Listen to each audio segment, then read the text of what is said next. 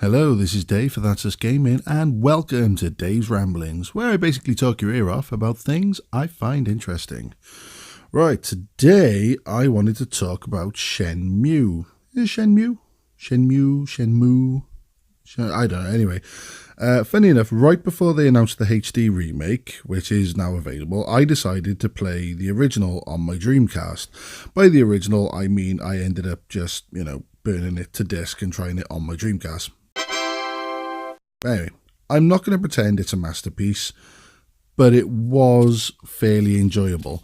The only other experience I had with Shenmue was laughing about it over Kai's playing Shenmue 2 on the Xbox and just constantly asking people where the fuck Wan Zai was. But anyway, I liked a lot of the realism in Shenmue when I played of it. The problem is, this is the big problem, is it missed a lot of quality of life improvements that most games have these days.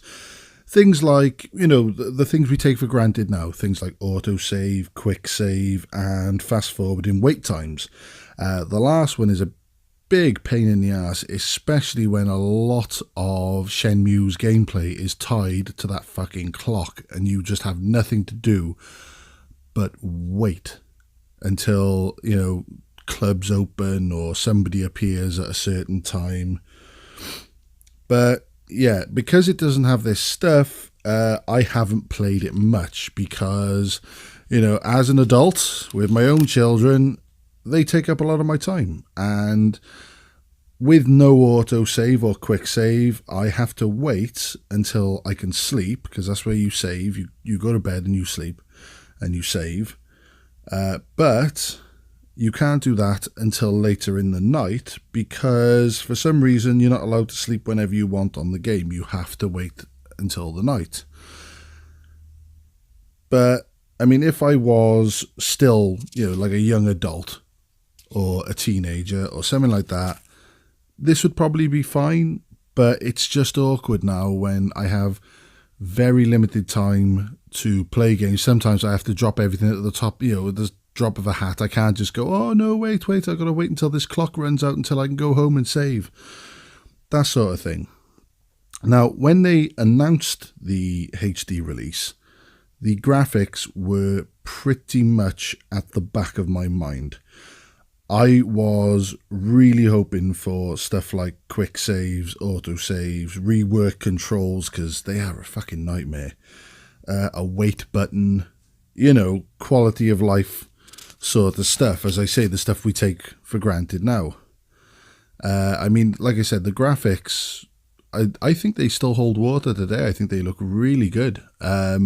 Just playing on, I've got my Dreamcast hooked up to a SCART, nothing fancy, just a SCART, and I still think playing it 60 hertz looks great.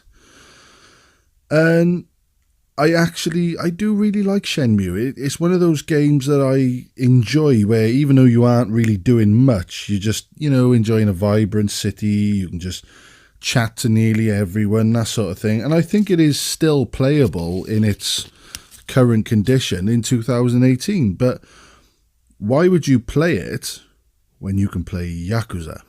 Now, Yakuza 0 is pretty much in contention for Game of the Year for me.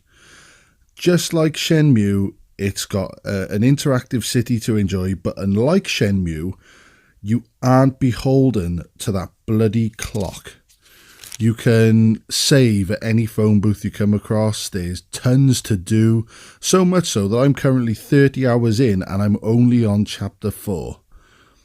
And that's not through, I've literally just been exploring. But every now and then I'll just take a detour. I might want to play Mahjong. I might want to play poker.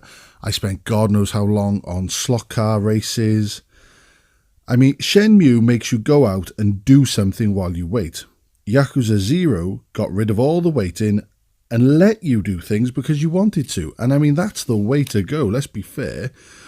You can definitely see Shenmue's DNA in Yakuza, but it builds on it. And to be perfectly honest with you, that is what Shenmue 3 is going to have to do, or it will be largely criticised and probably just go down as one of the biggest failures ever. I think if Shenmue had waited until the Dreamcast had tanked, really, to release, they might have seen the direction that the game industry was heading, the use of a second analog stick, which the Dreamcast didn't have. But as it stands, Shenmue is one of those games that was both incredibly ahead of its time, but also rather dated. The sound quality to me is bloody awful. And some of the fucking phrases, it just, yeah, it doesn't really, sorry, I was just thinking of one of the bloody phrases in there, but it doesn't really age very well. Kiss off, twit! Everything else does, the gameplay mechanics and stuff, but it's just certain things that just hold it back. As I say, you can see where it's way ahead of its time, but also like way back in the bloody Stone Age. And the thing is, I sometimes find that HD remasters do tend to bring back memories, both good and bad, which I suppose is a good thing for game preservation. I mean, in a world where the game you bought might be completely different in a year thanks to digital bloody downloads, but it's bad for people who had nothing but nostalgic childhood memories for these games. I mean, despite the fact I still love Sonic Adventure 1 and 2, were those Knuckles levels really that fucking bad? Were the camera angles really that awful? It's strange. Very few games live up to the memories you have of them, with the only real exception for me being Nintendo. Honest to God, any Nintendo game I have had fond, nostalgic memories for hasn't left me disappointed on the replay.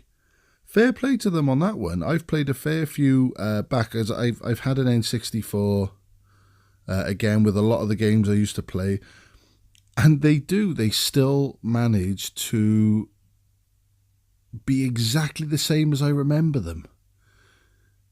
So yeah, kudos to them. But that was pretty much all I wanted to say after finding out that Shenmue didn't incorporate any sort of quality of life bloody stuff to their game, which was really getting, but I suppose I might as well just stick with the Dreamcast one now. But yeah, let me know what you think. Do you still think the Shenmue is the greatest game of all time, or, can you see where I'm coming from? But thank you very much for listening. Bye.